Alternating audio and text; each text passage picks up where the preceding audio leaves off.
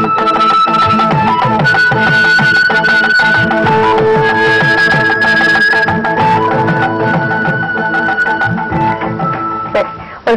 சிறு விளம்பர பிறகு மீண்டும் சந்திக்கிறோம். எங்களுடைய குட் மார்னிங் ஸ்ரீலங்காவில் இன்றைய தினம் எங்களுடைய கலைஞருக்கு ஒரு சிறப்பு விருந்தினர் வருகை தந்திருக்கிறாங்க.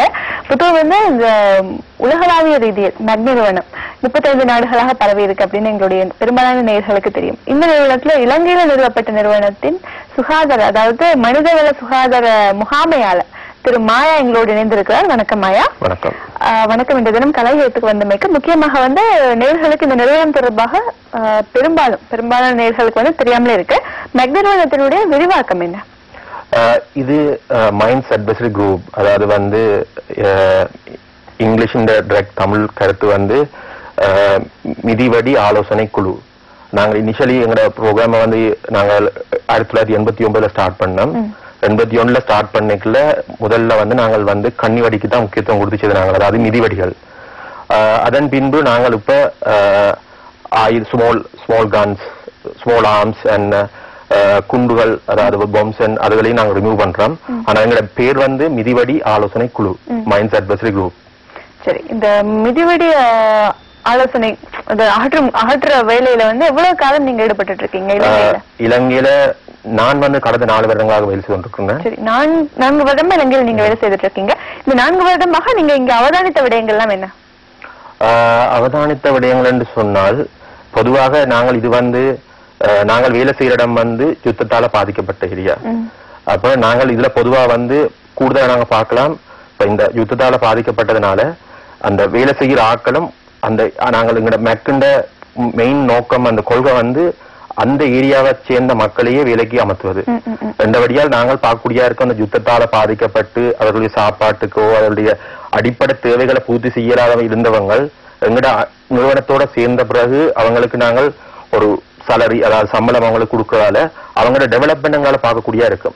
அதாவது வந்து வீடு ஒன்றுமே இல்லாதவங்களை சில ஆட்கள் வந்து எங்களோட 4 வருஷமா வேலை செய்யறாங்க. இப்ப அவங்களெல்லாம் இன்றைக்கு அட்லீஸ்ட் ஒரு மோட்டார் பைக், ஒரு வீடு கட்டி ஒரு நிம்மதியான வாழ்க்கை வாழ்ற அளவுக்கு வளர்ந்துருக்காங்க எங்களோட சேர்ந்து. அது வந்து எங்களுடைய அச்சீவ்மெண்ட். இப்போ இந்த மிதிவடி அகற்றுறது அப்படின்றது ரொம்பவே அவதானத்தோட செய்யக்கூடிய ஒரு வேலை. ஒரு சிறு செகண்ட்ல கூட தவறுகள் ஏற்பட்டாலும் உயிர் ஆபத்துக்கள் ஏற்படுத்தக்கூடியது. எந்த மாதிரியான சந்தர்ப்பங்கள், அதாவது இதுக்குன்னு சிறப்பு பயிற்சி பெற்றவங்களை வந்து நீங்க பயன்படுத்தல. பொதுவா வந்து அந்த இடங்கள்ல உள்ள, அதுவும் பாமர மக்கள்னு சொல்லலாம், பொதுவா வந்து இது தொடர்பான அறிவு இல்லாதவங்க. அப்ப அவங்கள வந்து நீங்க இதுக்கு அமர்த்தும் போது நிறைய ரிஸ்க் இருக்கு. என்ன மாதிரியா அவங்களுக்கு பயிற்சி அளிக்கிறீங்க?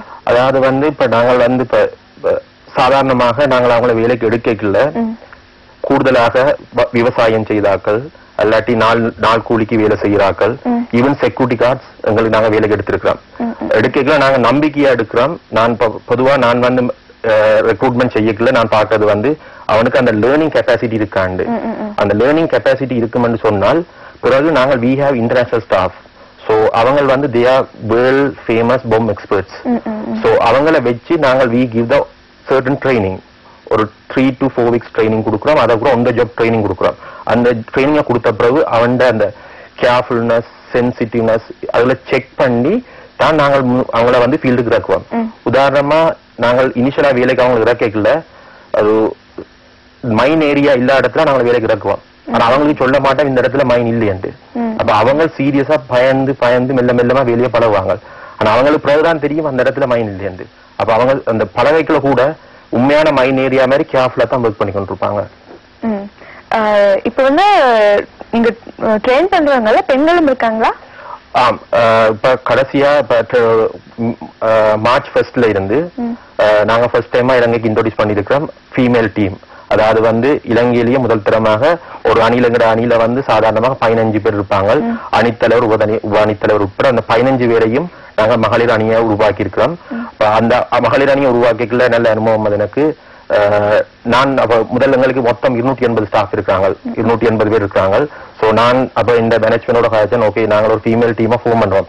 But you know that it's very hard to bring a female team because they are doing in the high dangerous areasல அவங்க வந்து வேலை செய்யணும். But I thought that it's good for country and the equal opportunity and we try and see. நான் அதுக்கப்புறம் என்ன செய்யணும்னு சொன்னால் அந்த அகதி முகாம்கள் இருக்குது, மணிக் ஃபார்ம் அந்த சைட்ல போய் so with permission of Sri Lankan police and army. So நான் மெசேஜை பாஸ் பண்ணேன், இப்படி ஒரு டீம் ஒன்று ஃபார்ம் பண்றதுக்கு பிளான் பண்றேன். ஸோ நீங்க உங்களுக்கு விருப்பம் சொன்னால் யூ கேன் கான்டாக்ட் மீ. அப்ப நான் மெசேஜை கொடுத்து வந்த பிறகு they have nearly 20 to 25 girls next day in ஆபீஸ்க்கு வந்திருந்தாங்க. ஸோ அவங்களோட பிசிக்கல் ஃபிட்னஸ் பிகாஸ் ஏன்னா இது வந்து ஹை சென்சிட்டிவ் ஏரியாஸ்ல வச்சுக்கணும், சரியான வெயில் நேரத்துல வேலை செய்யணும். ஒருவன் வேலை செய்யணும் போய்க்குள்ள தவிதாரி ஃபெயின் பண்ணி விழுந்தால் we can't assure that because மைன் ஏரியாவுக்கு மேலேயும் விழலாம். அப்ப அதுக்குரிய ஃபிட்னஸ் இருக்கிறாங்கள நாங்கள் we identified நாங்க டீம் எடுத்து அவங்க ட்ரைனிங் பீரியட்ல இருக்காங்க. ஸோ ட்ரைனிங் பீரியட்ல இருக்காங்க. ஸோ நாங்கள் இப்ப இந்த மேனுவல் டிமைனிங் மற்றது மெக்கானிக்கல் டிமைனிங் அந்த ட்ரைனிங் கொடுத்துட்டு இருக்கிறோம். ஸோ அவங்க இப்போ இன்னொரு மாதத்துல ஃபுல் ஃபிளெக்ஸ் டீமா ஃபார்ம் பண்ண போறாங்க. இன்னும் அவங்க உங்களுடைய செயற்பாடுகள் ஆரம்பிக்கல முழுமையாக இல்லையா?